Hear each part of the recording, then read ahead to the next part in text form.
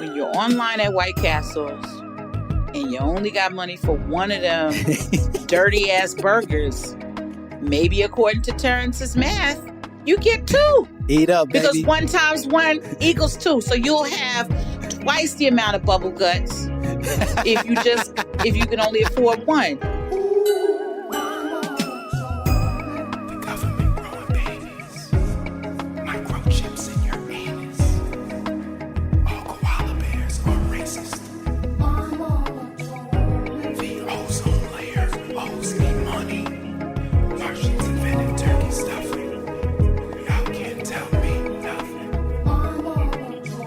Bang, bang, bang, skeet, skeet, skeet. There it is. Yep, there it is, ladies and gentlemen. Welcome to another phenomenal episode of My Mama Told Me, the podcast where we dive deep into the pockets of Black conspiracy theories, and we finally work to prove that Russell Wilson is the greatest known survivor of jungle fever in human history.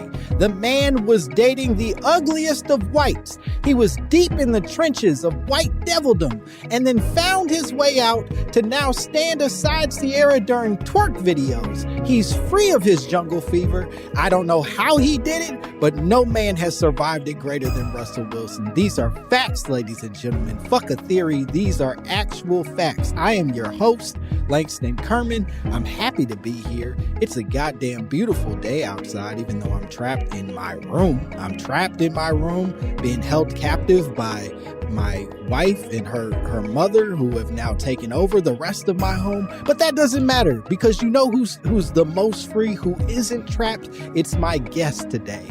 She lives free, goddammit. She lives the way she wants to live, is what I've heard on the streets and everywhere. Everybody's talking about her because she's amazing. She's a filmmaker, director, writer, producer. She does all the shit. You know her best. Donut maker. Yeah. Donut maker, she said. She makes donuts. And you know what? She made a point to tell you she doesn't have COVID. And that's a big deal right now. That's a big goddamn deal. You've already heard her voice. You know her best from her beautiful film, which I love so much, 40-Year-Old Version. Give it up for my guest, Miss Radha Blank. Thank you. Oh my God. I feel so honored to be in that intro and then to be connected with the term skeet skeet. I mean, it's just what a literally warm welcome on my face. You know, thank you so much. I like to roll out that skeet carpet whenever I can for whoever's joining. Quotable. Yeah. Thanks for having me. I'm such a fan of this show.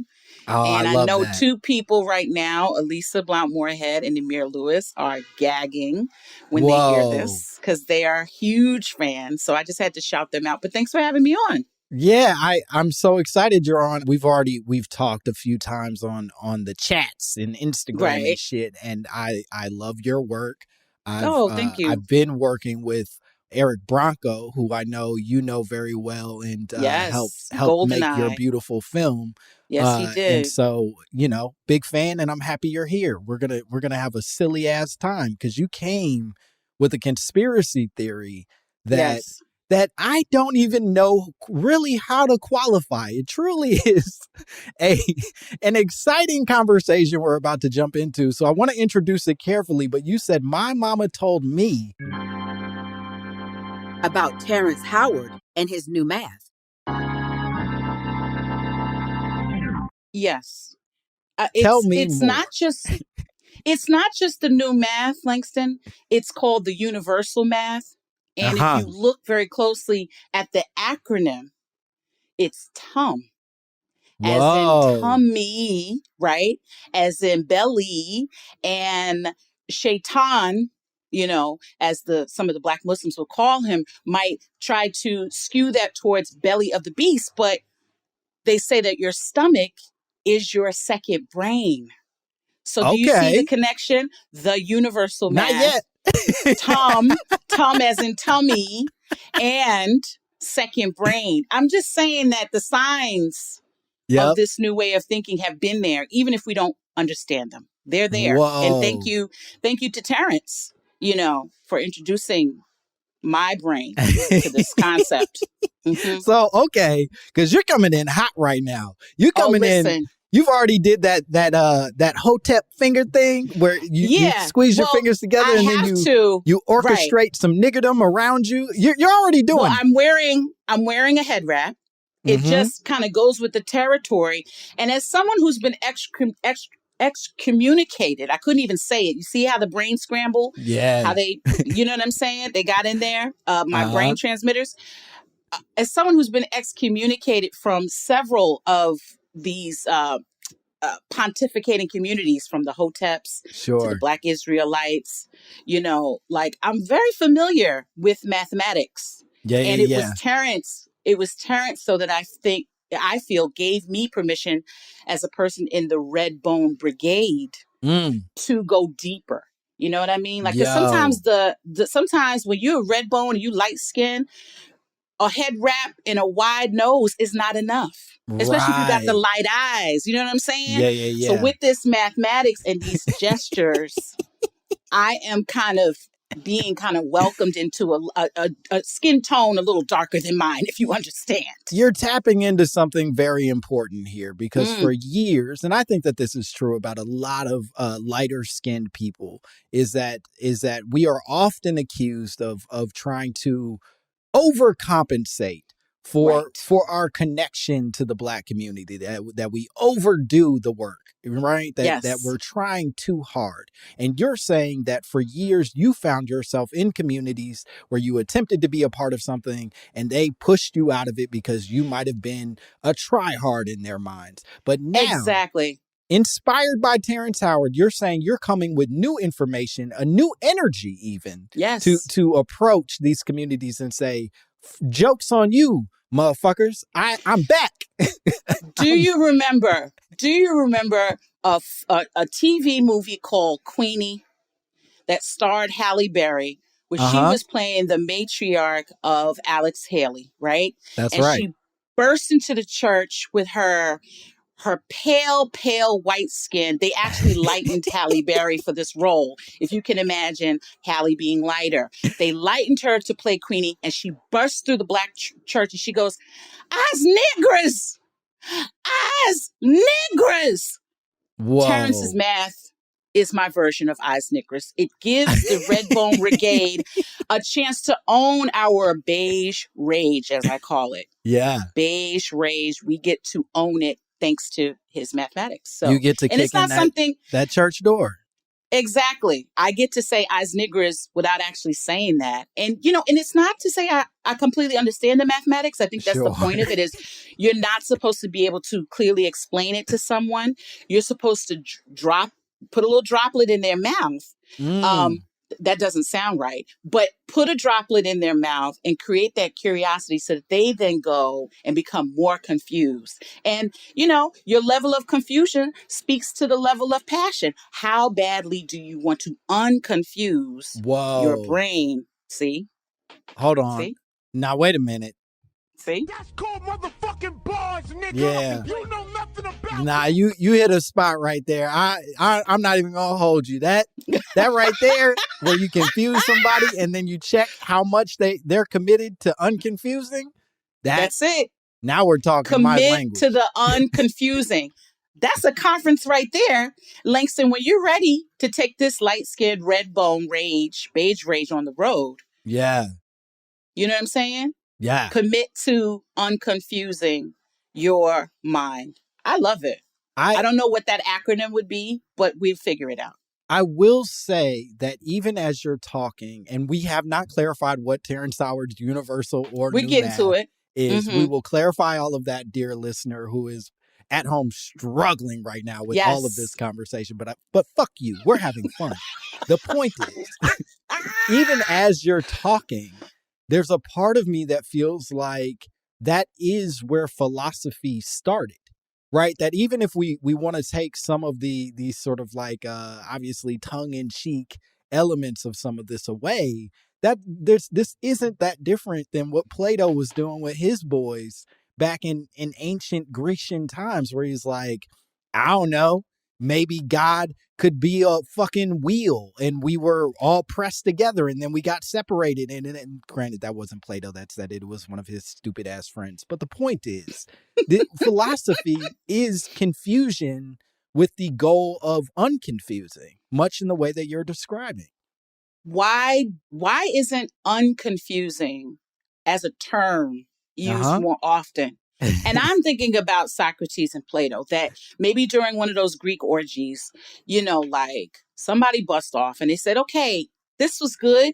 This was, but I'm still unfulfilled because I have questions. And that's what I'm saying, is that questions are a good thing. Yeah. Questions are a great way of leading a conversation, disarming somebody, but also kind of like saying, I don't know it all. And when it comes to this universal math, not only don't I know it all, I don't know what the fuck it is. I just know it's interesting. And any opportunity to hear Terrence break anything down, from the flavor of a potato chip, a scene, or what the universal math is an opportunity to look at someone who is maybe batshit crazy, but maybe actually genius. Yeah. We don't know.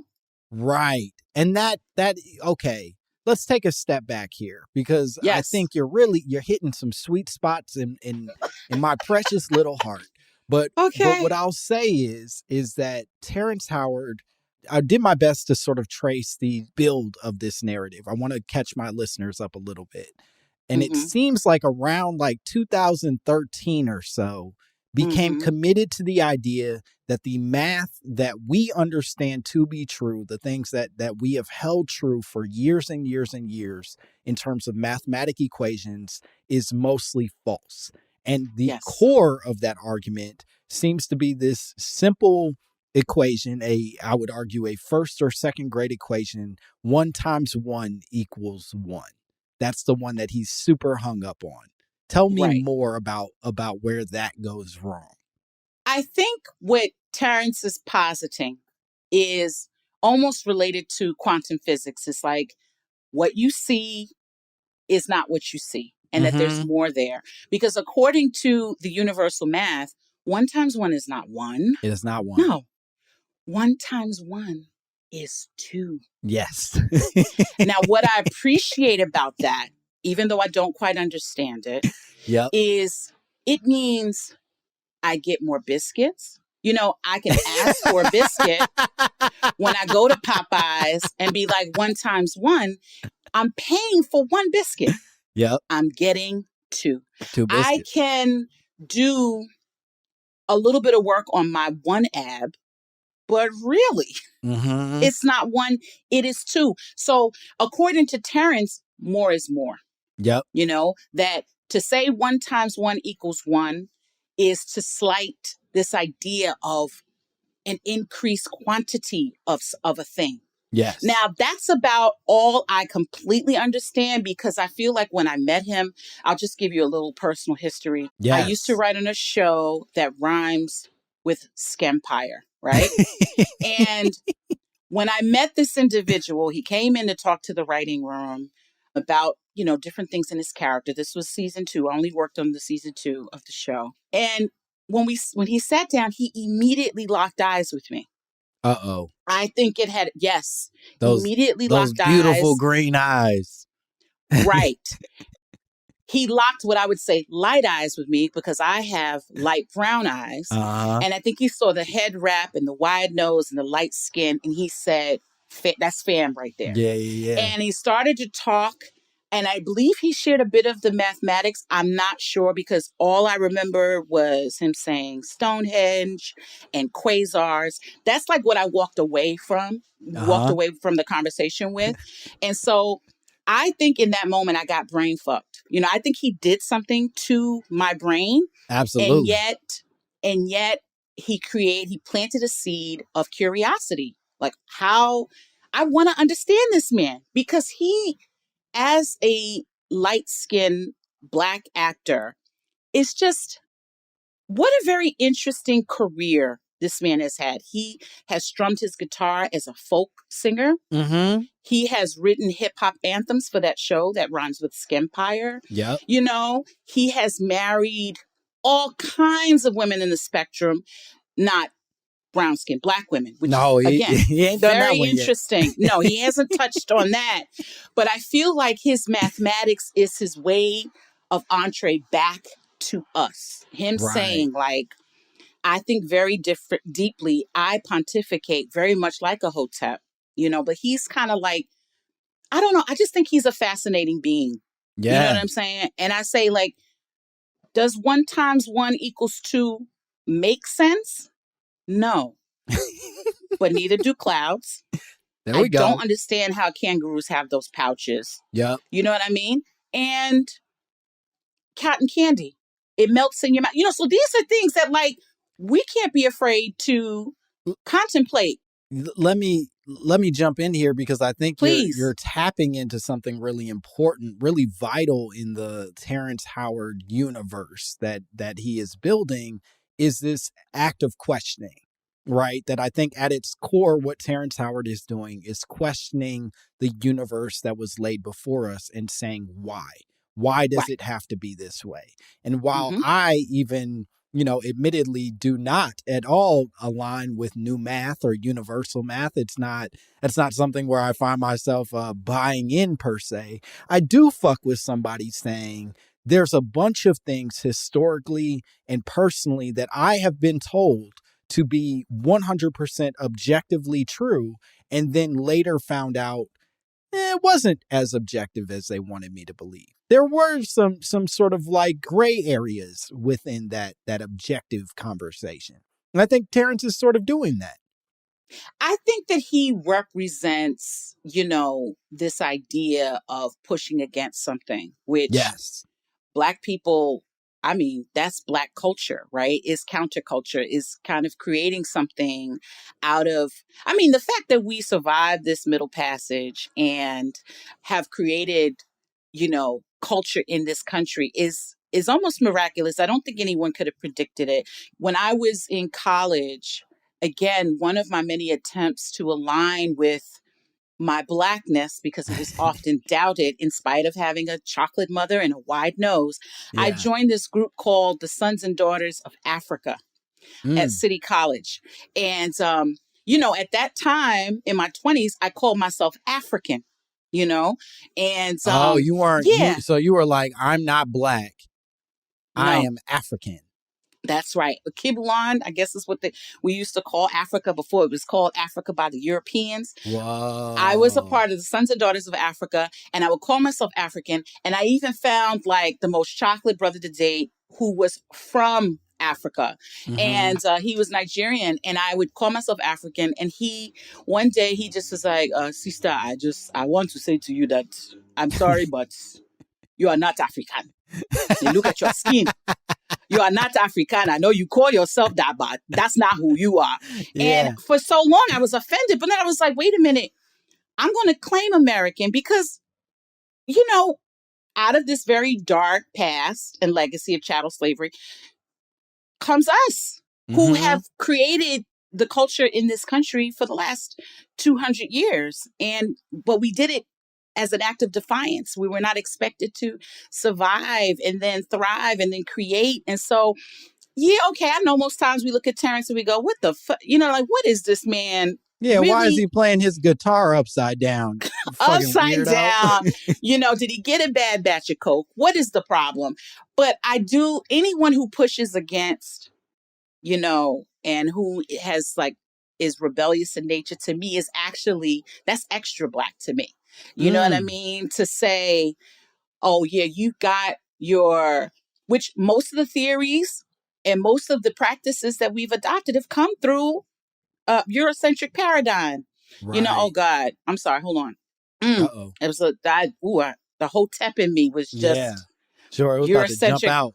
You know what I'm saying? At the word paradigm, a little Black man running you inside is going to climb out. I almost made you a mung bean cake and started burning some sage. But it's true that so much of what we do, we've been conditioned to believe is the truth, is the end all, is the alpha omega. Even alpha omega comes from Eurocentric concepts of what the apex of something is or what the truth of something is. So yeah, Terrence is nuts. Absolutely. Sure. But a lot of brilliance comes out of, those people who are way off to the left, who've been kind of isolated maybe a week longer than they should have in their childhood. Yes. And they come up with all of this stuff, so Well, I'm not mad at him for trying. Well, here's where I get fascinated, because I think I agree that it is counterculture that ultimately creates culture, creates new Yes. culture, creates our ability to exist in, America, as you're sort of much more eloquently explaining. My question, and the thing that I've always struggled with, is at what point does counterculture become counterproductive? Do you know what I mean? That, like, you have figures like a Terrence Howard, like a Kyrie Irving, like a Kanye, all of these people who are very clearly being counter for the sake of being counter at times. And sometimes because they genuinely believe it. And sometimes it's just like, I need someone to look at me. And it makes me sit and wonder, at what point does that actually start to work towards our detriment and not towards challenging us for the better? I think if I can attempt to respond to that is, one, we have to always remember that human beings are evolving, and that we should not, if something sounds like truth, let's apply it to what we need it to be in the moment and then kind of release it. Don't make it law, because what history has told us over and over again is the minute we put somebody up, they're going to fall. That we're going to see their flaws. We're going to see holes. But I think we have to kind of, I hate to use the word piecemeal, but like, just take what we can in the moment and just add it to the canon, as opposed to adding the person to the canon. Add the philosophy, extrapolate the things that we can use, just, discard the things that we cannot. I'm not saying discard the person, but just remember that, it's a mouthpiece connected to a flawed human being, And so I was raised, when I was coming up, my father would take me to hear Farrakhan speak. And I was a young Black feminist at the time. And it was just like, it was hard for me sometimes to sit in places of the Nation of Islam and see where women and men were separated. And what my father always said is, just take what you can from this moment. Like, if you listen to the entire teaching, you can extrapolate what it is that you need for yourself. And I've learned a lot from Farrakhan because I did not completely cut him off. And I think where we are now is, the minute we see those flaws, we throw the whole person away. We even throw the teachings away. We call it cancel culture right now. But I understand even where that comes from. It's like a need to feel empowered and a need to feel you've had some choice in terms of what kind of enters your psyche and who you consider a leader.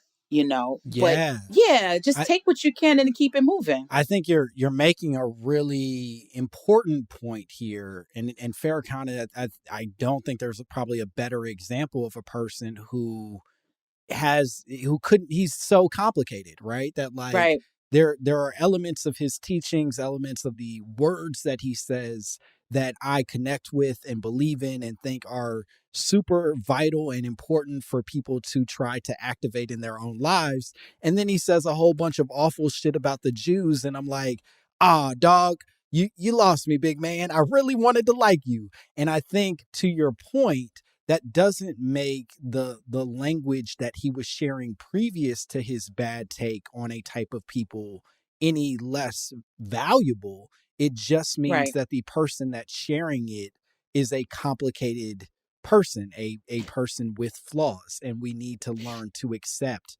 both of those things as true. I think when we, in the culture now, we have this thing of calling women of a certain age auntie, right? Yeah. And I think the same applies to uncle. If you relate to these people as that relative in your family who smokes Newports and, wears a mesh tank, and his nipples are protruding and he smells like, his armpits are very red, but his playlist always gets everybody jumping. Yeah. You know, is he looking at your second cousin?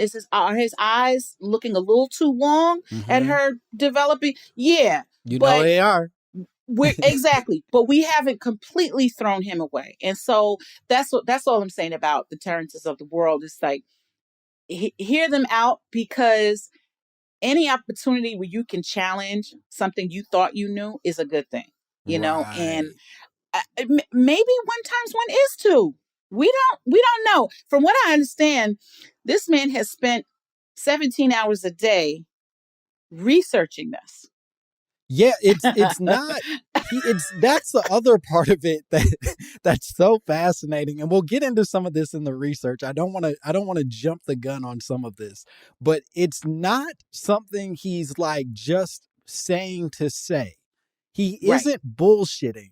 He's spent a lot of time. He has documented a fair amount of the time that he spent, and even published articles attempting to support the claims that he's making with his universal math. So this isn't as casual, I guess, as Kyrie going on, a press conference and being like, the earth is flat and I don't give a fuck what the repercussions are here. He's dedicating his life to... Terrence put in the work. He's got the charts, and am I giving you a warning before you go and look at it? Am I telling it might scramble your fucking brain? It might do that. But the man put a lot of work in, and maybe jumping into what might be psychosis, maybe there's still something, maybe there's something to take away from it, is all I'm saying. That's beautiful. It honestly, I don't think there is a more beautiful way to go to a break, of being like, that crazy motherfucker still has hope, and we should treat more crazy motherfuckers like there's some hope left in them instead of throwing them away. Yes. I love that. All right, we're going to take a break. We'll be back with more Radha Blank and more My Mama Told Me.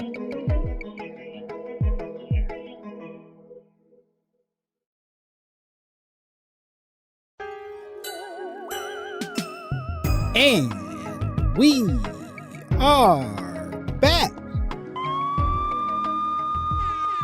This what guys are like. Yeah.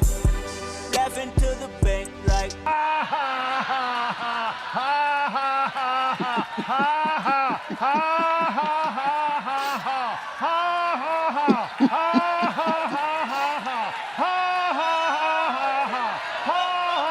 Yep, we're back here with more Radha Blank, more My Mama Told Me. I always regret pressing that button as soon as I do it. I say to myself, you just trapped yourself in a 1 minute long drop of evil man laughing about people dying from a disease. Anyway, we're still talking about Terrence Howard and his universal math, new math, and this is something we haven't brought up yet, at least in terms of the title, you may know it as Terriology. Have you heard Terriology before? Is Terriology on your radar as a name that it goes by?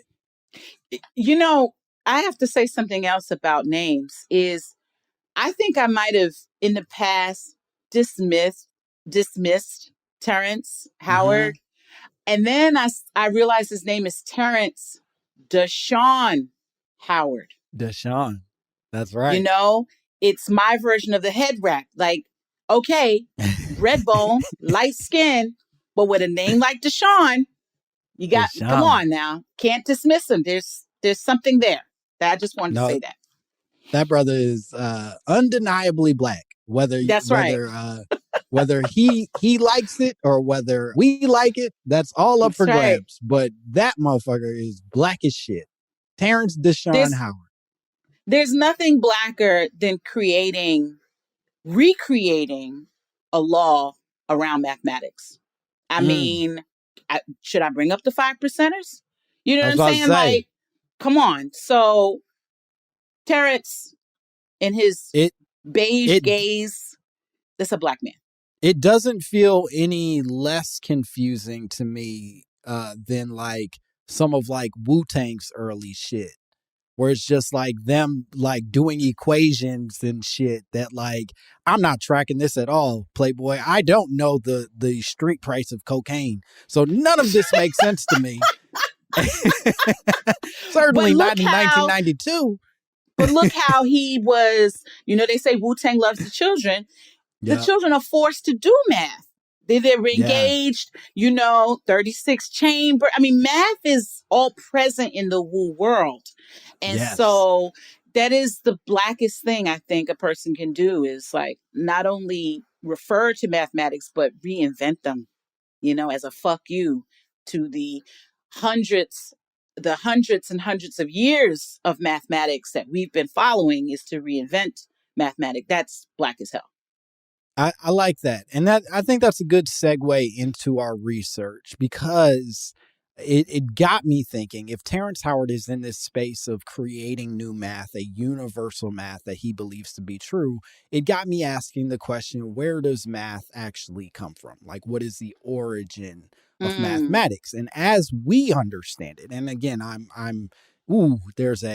there's a heavy quotation around we, right? And before I even go, that's how they get you, because the we that is sort of being presented to the world in terms of our understanding of modern mathematics came from like this dude Archimedes, right? They're saying like Archimedes from old ass Grecian times is considered like the founder, the father of modern mathematics because of all of the contributions he did to us figuring out, as every kind of equation, including 1 + 1 or 1 × 1 = 1, right? That said, the commitment, or rather it made me ask the question, how much of our commitment to Archimedes is just us deciding that this person was going to be the figurehead and not actually doing the real research beyond that starting point? Because we know historically there were civilizations well before Archimedes ever existed that built things, that had structures and all sorts of like cool stuff going on that had to have required some version of mathematical equations, that had to require them to measure and count and do all kinds of things that required math that Archimedes had nothing to do with.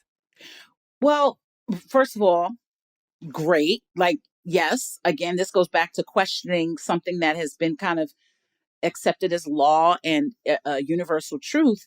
I'm thinking about this particular African tribe, and I feel terrible because the name is escaping me right now. I want to say the Dogon people. The Dogon people. Yeah. Who, when they were first discovered, would create etchings of our solar system. Yeah. They didn't have telescopes. You know what I mean? They didn't have telescopes. They didn't have the apparatus to actually affirm these things. But when modern science of the time compared, it was all correct. Yes. And so it's been speculated that they had some kind of connection to an alien life force. But here is this isolated community of people who've been practicing a certain belief system for hundreds of years outside of the law, the things that we are saying is law. And there was an accuracy, that it was succinct, and it was how they lived their lives. So it's like what we don't see, we don't know, and if we don't know or we don't see it, we can't challenge it. You know what I mean? So it's like, it just seems like once we decided that these philosophers and the great minds of those days, which all came out of Europe, like once we decided that, okay, this is what we're going to go with, we just then, everything seemed to be quantified or qualified by people who looked like that. And it's not until now. I remember I saw a movie and it was about an alien life force that supposedly created the Egyptian pyramids. What's the name of this movie? This movie. Not Coneheads. I truly don't know. Not quite that one. That's very scientific, but it wasn't Coneheads. But in this film, because the ship was the shape of a hollow pyramid, the theory being put forward is that the pyramids were formed because the ship would land every so 100 years. God, it's the name. It's on the tip of my tongue. And the way they were able to get into this world was going through some kind of portal. Oh, I'm forgetting my point is that I think when we don't understand something, we create some kind of theory, and that theory is still connected to, some kind of Eurocentric lens or understanding of something. And we will take something on and we will make it law and not challenge it at all. And I think even more to that point, it's a question of communication, right? Mm-hmm. That like these people who existed before Archimedes, or the mathematicians who knew math before this Eurocentric lens gets involved, had, for various reasons, no reason or way of communicating with the people who then set the standard of what the world is. Christianity, is it Stargate? Is what Olivia is saying in the chat? It's Stargate. There you go. Stargate. Thank you, Olivia. So I think with that, it's like the Bible, right? It reminds me so much of the way that Christianity works. So we know that for years, the written word didn't exist, that every story that we're hearing was just people talking, that like I had to tell a story to a person who then told a story to a person, and that was the transference of knowledge. And then at some point, some fucking weirdo decided that they were going to write things down. And then that became documented as permanence. But that doesn't mean that permanence was the correct version of the story. That doesn't mean that this math, as we understand it, is even the correct version of math. It is just the math that got standardized for all of us at this point in society to understand. And so Terrence Howard, be he right or be he insane, is at least going, hey, bro, I've been recalculating. And you're supposed to do it in his voice, Langston, and you know better. You're supposed to do it in his voice. That's right. That's right. See, and that's what that quiver, the quiver in his voice might be the knowledge. Like that's why he's shaking so much, because he is bubbling with this knowledge. No, seriously, thank you, Olivia, for bringing up the title Stargate, because when I watched that movie and I saw what was Hollywood's version of a revisionist idea, I thought, gall. Yes. The gall of these storytellers to try to diminish. And I'm not just talking about the pyramids. Like, they equated all Egyptian things, from the scarab and the symbols to the hieroglyphics, to an alien race, that it couldn't have been the intelligence of the Egyptians. They still don't know how Egyptians build the pyramids, and that they're hollow inside and they don't implode, they don't, but the gall of those people to create a revisionist, even though it's a narrative, revisionist history around. And listen, as a storyteller, I know the weight and power of creating story in shaping, influencing a narrative. And there's some kid who saw that, who thinks that Egyptian culture came out of fucking aliens. But my point is that all that Terrence is exhibiting is the same thing that the Galileos and Socrates is gall. Like the unmitigated gall to say that this thing I'm theorizing is truth or could be truth.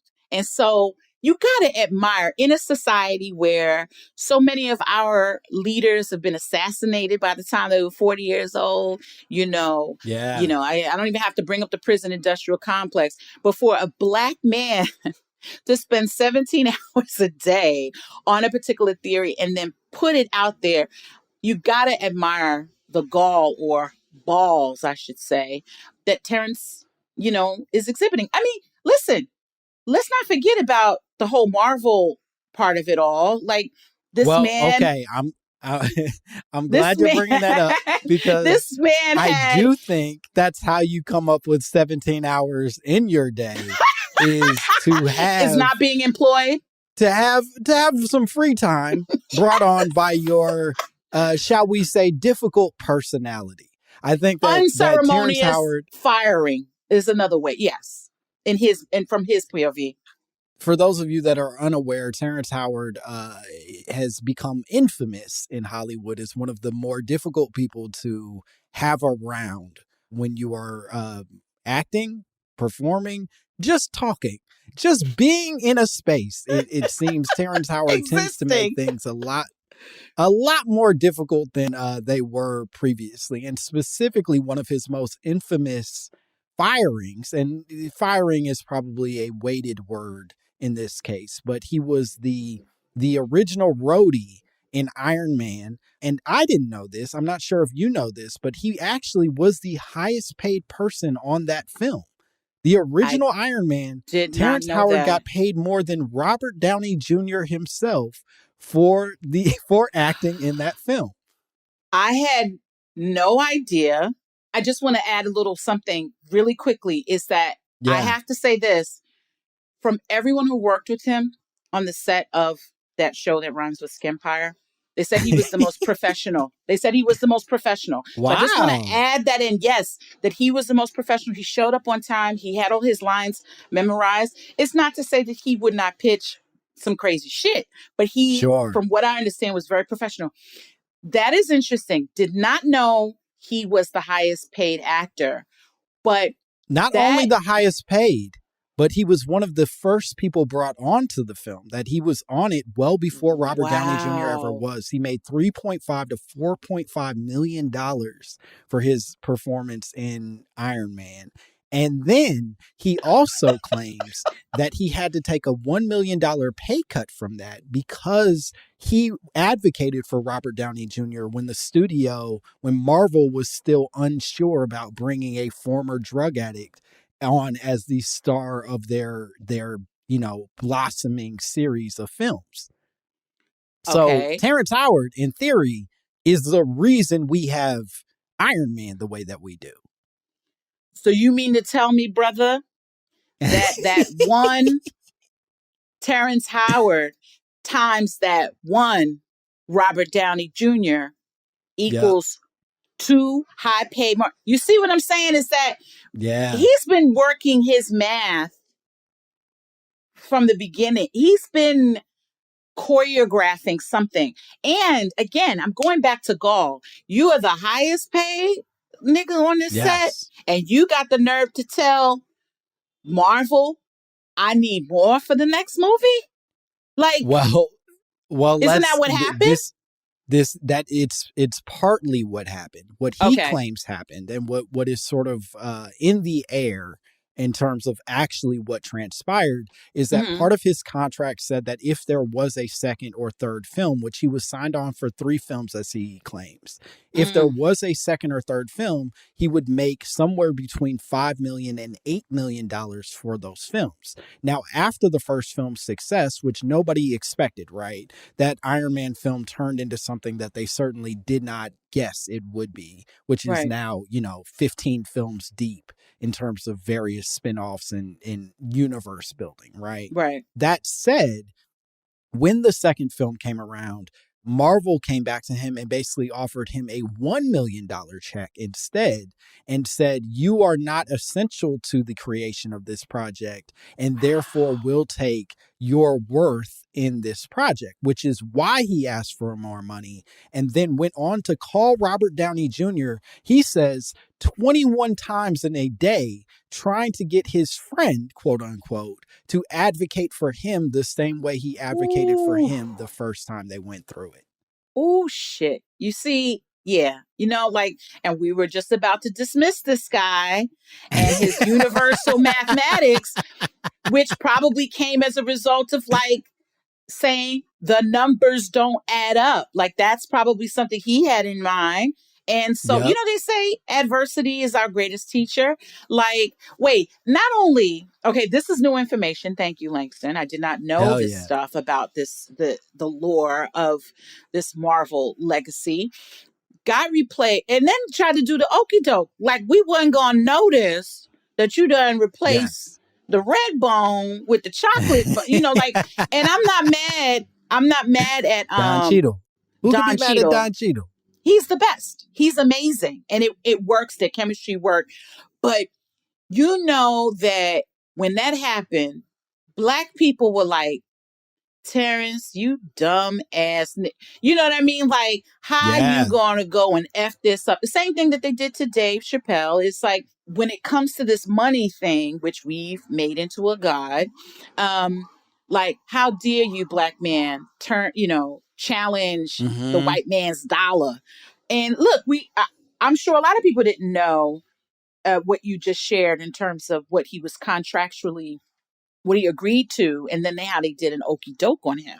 Like, I did not know that information. And I think that it's all complicated, right? Because it is coming from Terrence Howard himself. These are his claims. So there is some possibility of it not being true. But at its core, this is a person saying, yo, I advocated for something.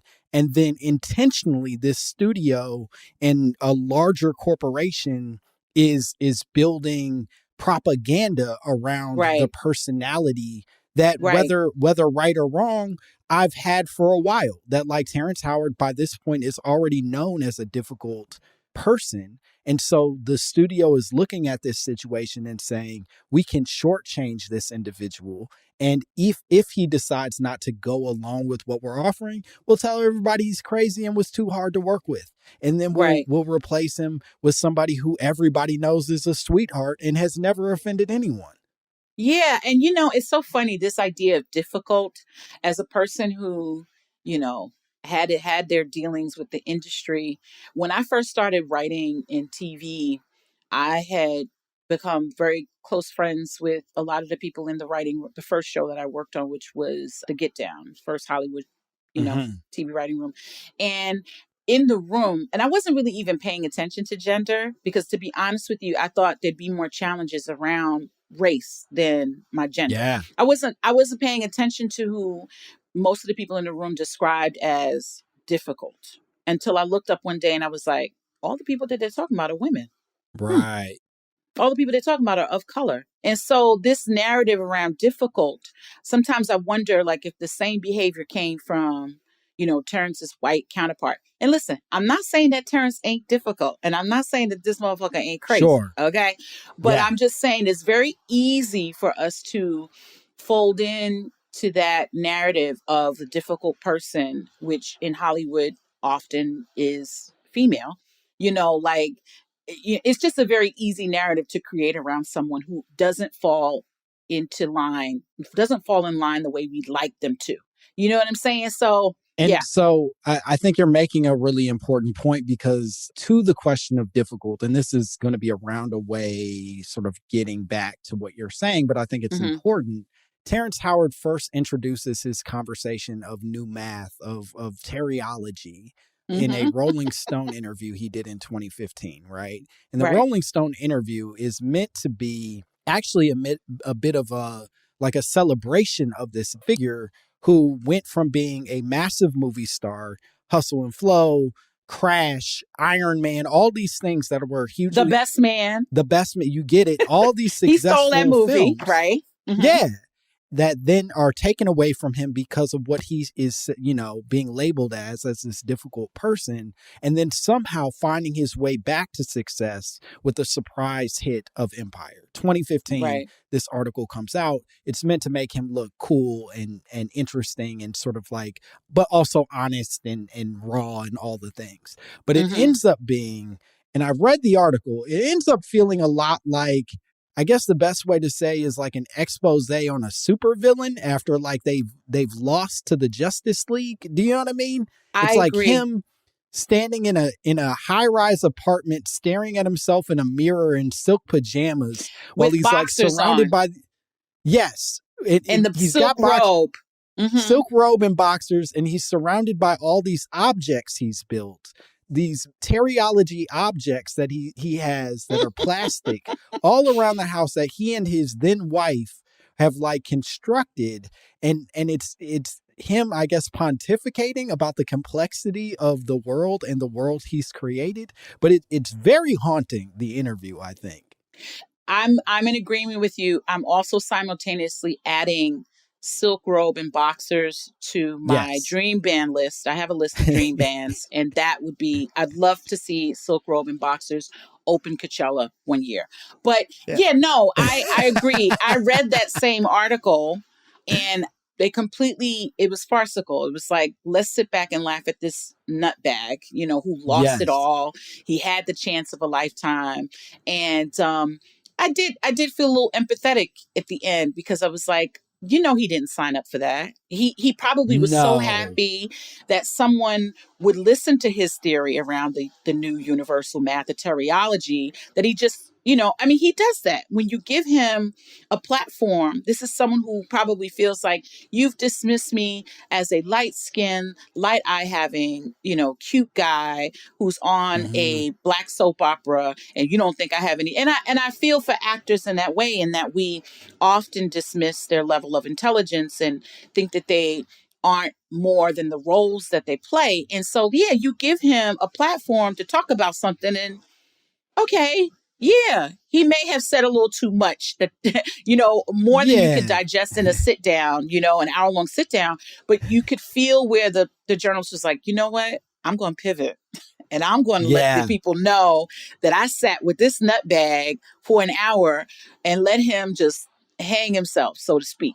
You know what I mean? And two, there were moments in that where I do think that he was relatively articulate about some of the things that have been labeled challenging or difficult in his personality. Like, there is that moment where they ask him about the best man. And like, sort of like the infamy he built on that set, even the fact that was his first sort of like breakout role. And with that, they labeled him difficult after the shooting of The Best Man. And he said, look, at the end of the day, they wanted me to make choices as an actor that didn't feel correct to the role that I had been given. That they wanted me to do these lines funny and like read them like a slapstick sort of like sidekick character. And he was like, nigga, I play guitar upside down. I'm going to read it like a man who plays guitar upside down. And it ended up landing better than it would have landed if he did it the Silly Billy way. But for that communication, for that set, for all the people involved, the relationship was challenged. Right. If not burned completely. Right. And I think that it speaks to the expectations of actors. I think especially when it comes to Black actors and Black artisans, and I won't say we because I'm not an actor, but like the idea is like, you should be so grateful that you got this role. Don't come in here challenging, mixing things up. And there's just something else I want to add to this really quickly. It's like, we may have seen Terrence for the first time in The Best Man, but who knows how long he's been out there beating the pavement. And it was this musician, Kamasi Washington, who talked about this thing of just because people have discovered you in this particular moment, it doesn't mean that you aren't a vet and that you haven't been at this thing for a very long time. So we may see Terrence Howard in The Best Man as this new young actor, but if he actually has been at this thing for 10 years or so, like, does he not have a right to try to challenge, what he thought the role was going to be? I just think there's this culture of just shut up and dribble. Just shut up and take the check. Just shut up and take the shine. Don't challenge. And as Black artisans, as Black women, as queer people, as people on the margins, the message here is shut up. Be glad you got a paycheck, Dave Chappelle. Be glad you got a paycheck, Terrence. Don't challenge, Yeah.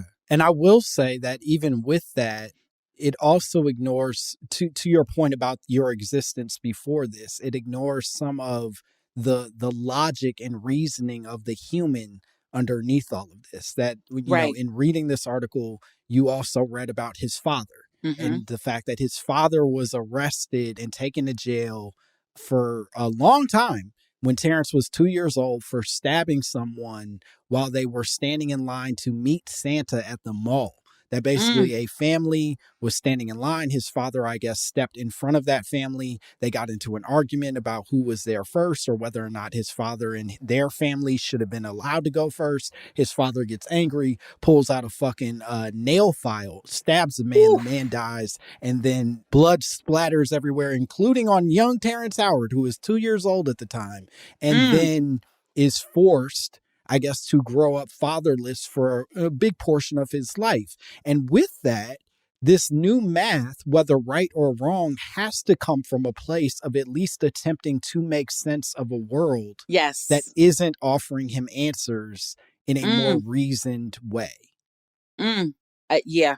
No, I absolutely see that as like this someone is just trying to understand things, try to better understand their world. And yes, I mean, 100%. that is to me the point of existing, you know?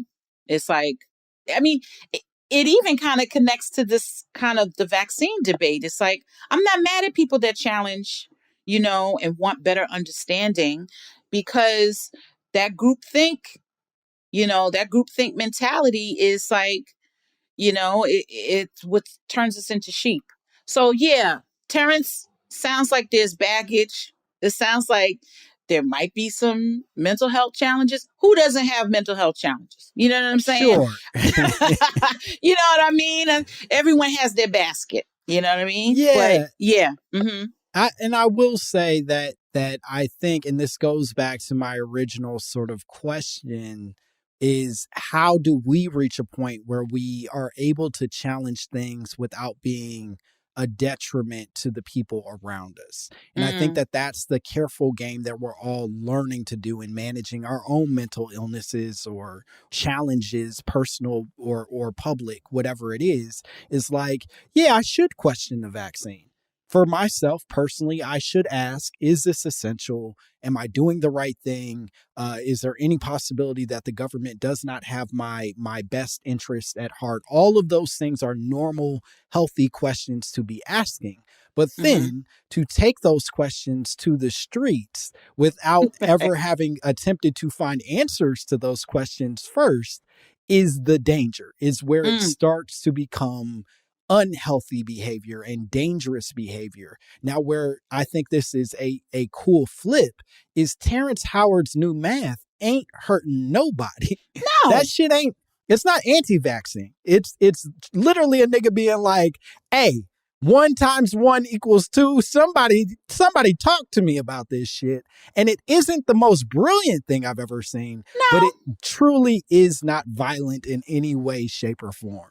I just say, like, question everything, but also leave the window slightly cracked, you know, to there being something within that everything that might be helpful to you, you know.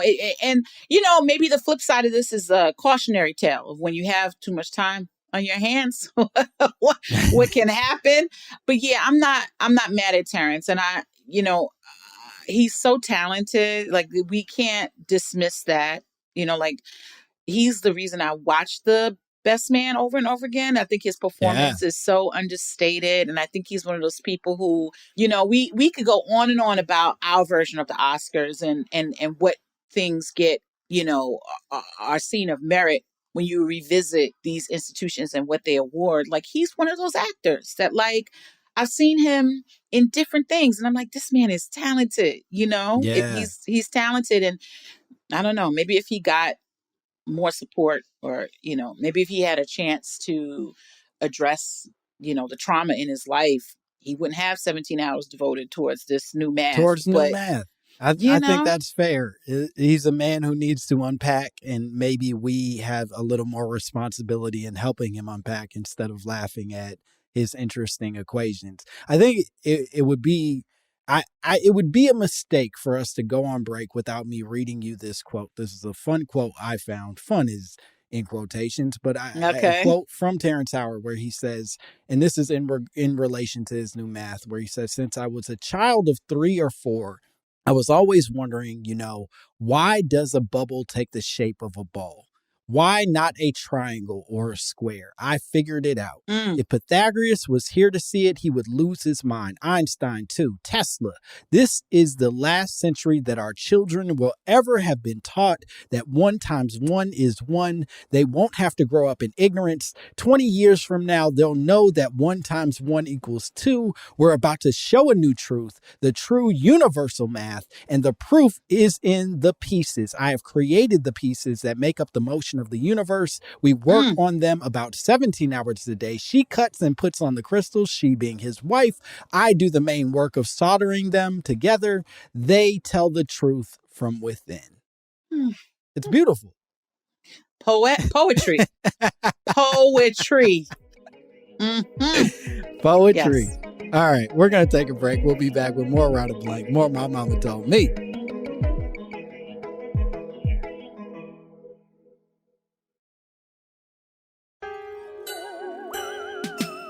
And we are back.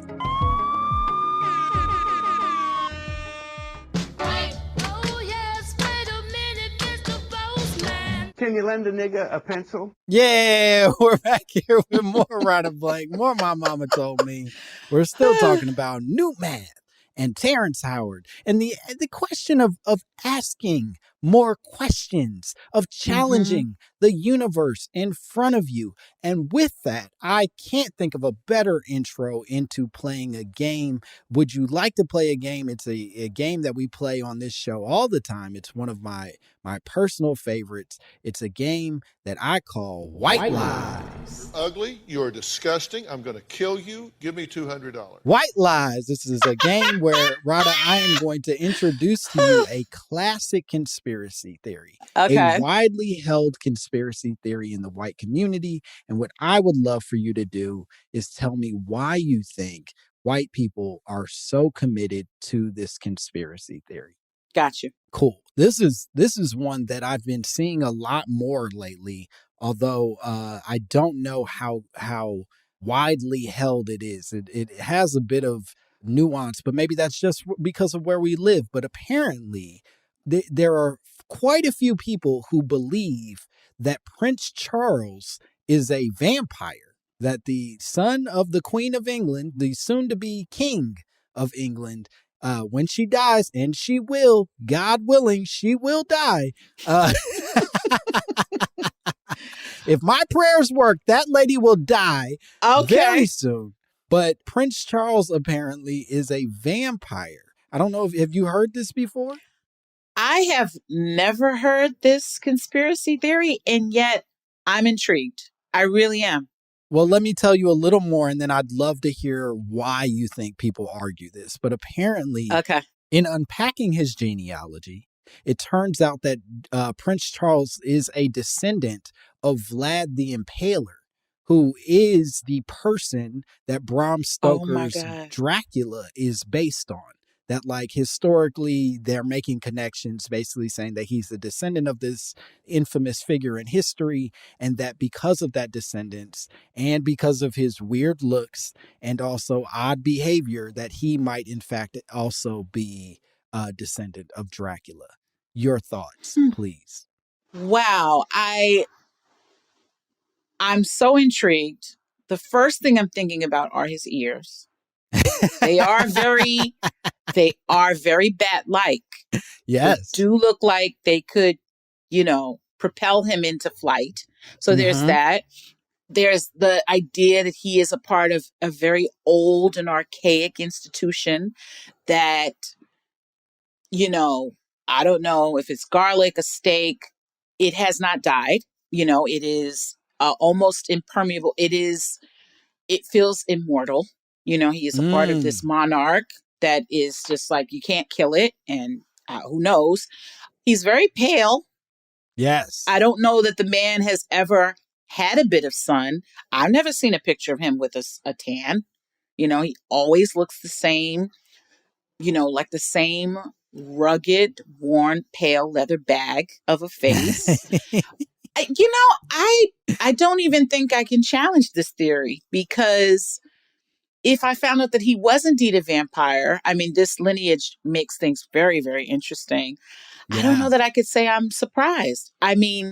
He did suck the lifeblood out of Princess Diana. There we go. Being married to him cost her life.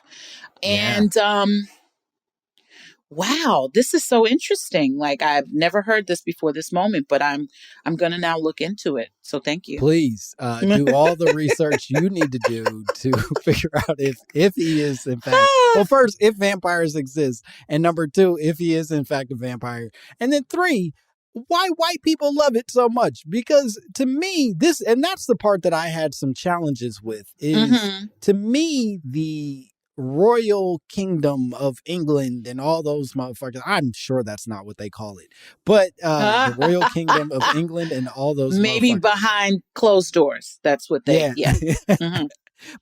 But to me, they always represented an odd pick for people that you wanted as your figureheads. You know what I mean? Right. Like if I wanted figureheads, I want them to be sexy and hard and just look, I get to look at them and I feel proud. And the fact that they've always picked these ghoulish monsters as the people, and granted the bloodline apparently is what picked it, not them choosing them, right? But either way, the fact that they've never overthrown that bloodline and made it like, you know, fucking Idris and his sexy ass people means that these figureheads have to have a level of power and control that exceeds the people's fight. You know what I mean? Their ability to fight back. It's forever. Right. It's forever, which, you know, in this moment of, you know, white fragility and the Karens, you know, and the anti-maskers, which to me is the reason so many Karens are going off is because I think COVID kind of leveled the field. Like the mask represents this threat to all mankind. You know, like you being white and rich is not going to save you from this virus. So we're in the same boat, honey. So putting on a mask when you've had access, you've had power, you've been on top all your life. I think it is kind of like just fucked with a lot of white people's brains. And so the idea of being immortal, I think is sexy. You know, it's like, okay, I know they say by 2070, the human race is going to be more, you know, the median skin tone is going to be a little bit more brown than we were anticipating. This idea that a white male monarch could live forever.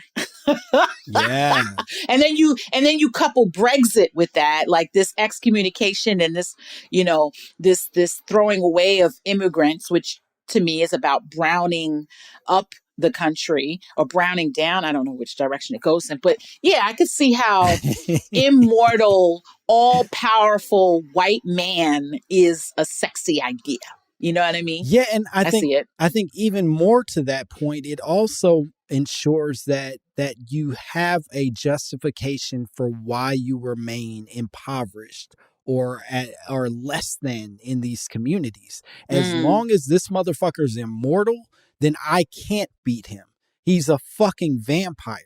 But if that's just a regular dude who could get shot like anybody else with a regular bullet, then I'm tripping to let this motherfucker be that much better than me without doing something about it. Okay. And I just want to just add on to what you just said. Yeah. Please don't get no ideas, people. You know what I'm saying?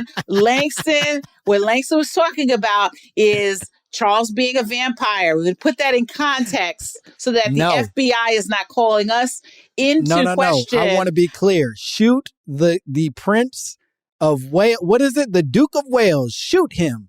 Stop letting this No, I'm joking. Please don't shoot him. I do not want to be responsible for whatever fallout happens. Oh my God. Because I said some silly shit on a podcast that truly none of you should be listening to in the first place. What are you doing? You should have better things to do with yourself. All right, my Radha, God. I think we did it. I think we did the thing. This was so much fun. Could you tell the people at home? This was amazing. Where they can find you and what cool shit you have going on? You know, the movie's still on Netflix. The 40-year version is still on Netflix. I am cooking and baking and working on things. I tend not to talk a lot about it, but like when it does come to fruition, I'll be sharing it with, you know, your audience. And it was a thrill to be on the show because I've had a couple of people that I'm like, you know what? I think this would make my mother proud if I was on Desus and Mero. Yeah. And if I was on My Mama Told Me, because I'm the child Whoa. of a Black conspiracy theorist. And so, Mama, we made it. Today we made it. Whoa, what a beautiful sentiment. That's so nice. Well, please go watch 40-Year-Old Version. It's so great. Please follow Radha online. And as always, you can follow me at Langston Kerman. And if you want to send me your drops, your theories, your very harsh opinions about my performance as a podcast host, you can send them all to mymommapod@gmail.com. Otherwise, I don't know. I think we did it. Bye, bitch. Bye.